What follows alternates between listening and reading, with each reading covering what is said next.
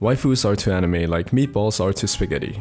You can't have too many of them. That being said, ask any anime YouTuber and you'll quickly find out that not all waifus are made equal. How we measure the quality of a waifu has evolved over the years, but the general consensus these days is to use what's called a tier list.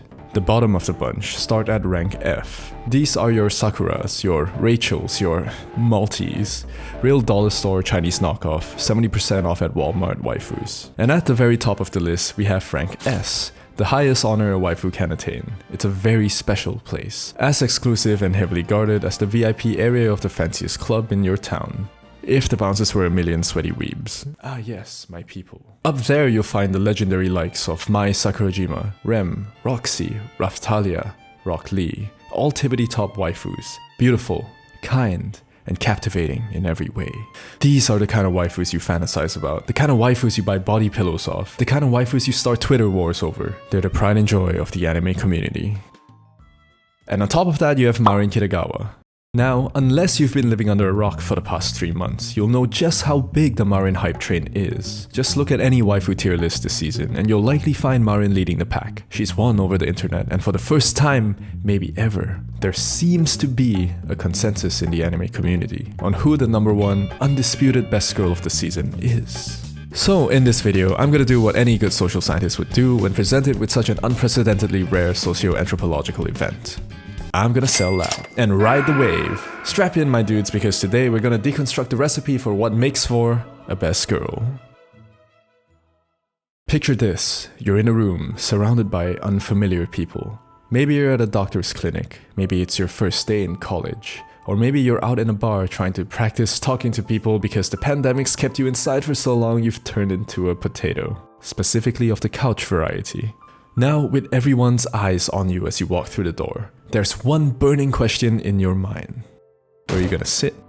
Are you gonna sit next to that 6-foot-tall, jacked out of his mind bodybuilder? What about that rainbow-haired tatted up girl with the dog in her purse? How about that skinny nerd that looks like he speedruns World of Warcraft in his free time? Well, it depends. If you're at a clinic, you don't really care. Just stay away from that guy who's coughing with his mouth wide open. But if you're in a social situation and you're anything like me, then you'll probably choose to sit next to the third person. Now, depending on who you are and the life you lived up to this point, your answer will probably be different than mine. But that's the point. This was the kind of experiment Brian Collison and Jennifer Howell ran back in 2014, in which they noted that whether or not a person found another likable was greatly influenced by how much they perceived the other person to be similar to them. That is to say, if you're an avid gym bro, then you'd probably sit next to the first guy. If you're an aspiring artist who's really into metal, you'll probably feel right at home setting up shop next to Tattoo Girl. Do you catch my drift? Are you picking up what I'm putting down? Can you see now why I picked the skinny nerd? Yes, it's because I too play World of Warcraft. Anyway, back to anime waifus. A big reason why so many men of culture are drawn to Marin Kitagawa is that they find her relatable.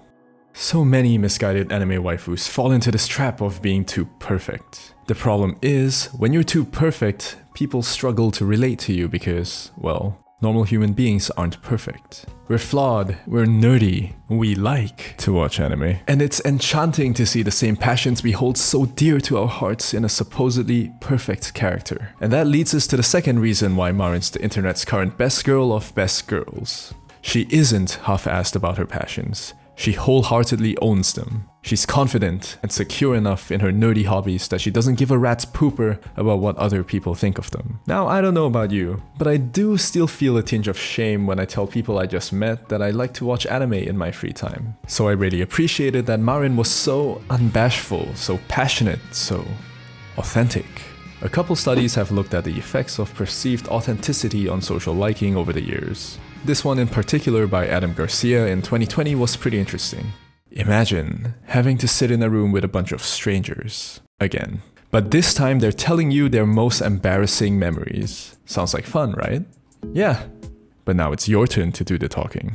What do? Do you pick a not so embarrassing story to tell so you save some face? Do you dive right in and run the group through your top 3 I wish I was never born moments? Or do you fabricate an embarrassing story entirely, protecting your fragile ego from the judgment of strangers? What Garcia found was that the more authentic you were in telling your story, that is to say, the more unfiltered, the more raw, the more Marin-like you were, the more your fellow groupmates would end up liking you.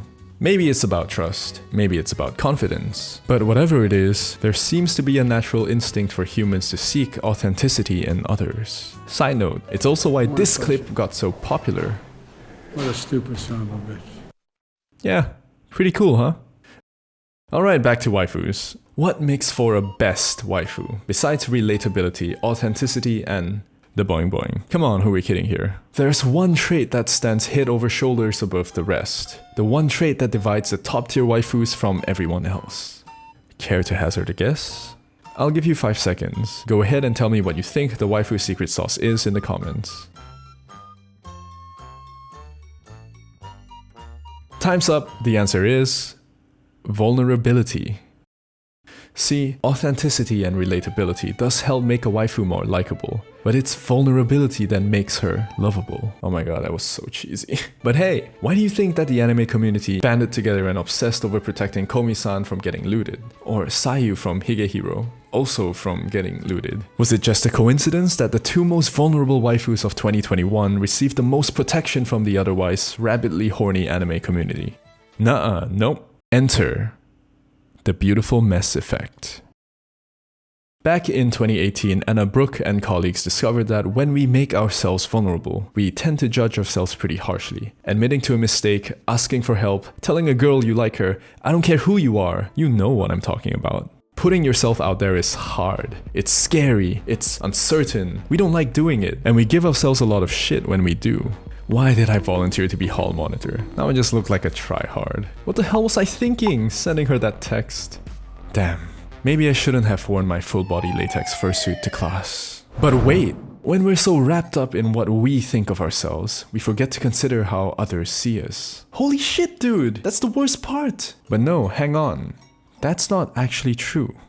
In Anna Brooke's study on the beautiful mess effect, she found that when we make ourselves vulnerable to other people, we tend to hyperfixate on the bad. But when we see vulnerability in others, we tend to hyperfixate on the good. So when other people see vulnerability in you, they're not thinking, man, this guy's such a tryhard. They're thinking, wow, I wish I could be that confident. They're not thinking, haha, this guy's so out of her league. They're thinking, good on him for putting himself out there. They're not thinking, god damn, this dude's a furry. They're thinking, okay, for that one, maybe they are. Back to waifus. All the top waifus make themselves vulnerable to us. They're not afraid to show us their imperfections, their flaws, their weaknesses. And that's what draws us so intensely to them. Emilia shows us her tragic backstory and how she's still fighting the demons of her past while pushing forward into the future. Roxy isn't afraid to admit to her insecurity of being surpassed by a student of her age. And Rock Lee teaches us that if we can embrace our imperfections and put in the work, we too can become something great. Marin Kitagawa does the same. She's relentless in pursuing her passions, as nerdy as they may be. She's always putting herself out there, risking rejection and shame. So if you're asking me why Marin is the best girl among best girls this season, I'll tell you, plain and simple. She's got it all. The rare combination of the top 3 waifu traits. She's relatable, she's authentic, and above all else, she's vulnerable.